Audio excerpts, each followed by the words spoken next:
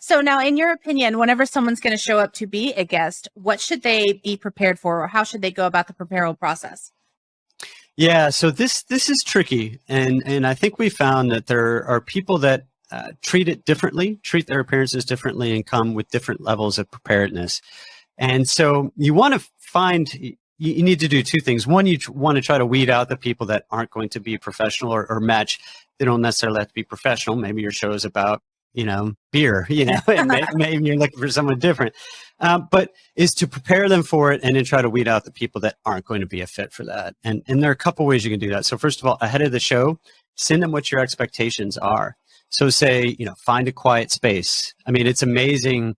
I've heard of people getting calls in from people who are driving, in their car and they're calling in to record a podcast. Or my wife had a situation where someone's like, yeah, I'm in the airport lounge. I'm ready to do this, interview. She's like, no, that's not going to work. Right. So you need to set expectations with them, explain to them, quiet place, external microphone. Don't just use the microphone in your laptop. Ideally, they have earbuds to help prevent echoes. And then I like to also prepare guests with an outline of what we're going to talk about. I don't necessarily give them the questions, but I say these are kind of the 5 things we're going to talk about. And I do give them the specific question up front if it's something they might need to research. Right. So I might say, so how many, new customers are on your platform this year? Well, even if you asked me that about podcastguest.com, I wouldn't know off the top of my head. Right. So it's good to give that kind of question ahead of time so that they have the answer that you're looking for. And the other thing is, weeding people out. Ideally, you can listen to them on another podcast for at least a few minutes. So you can kind of see, okay, are they coherent? Are they just pitching their own product or service, which you don't want, that sort of thing. So do a little bit of that legwork up front to prevent those kind of disaster scenarios with a guest. Now, have you had any of these disaster scenarios? I'd love to know.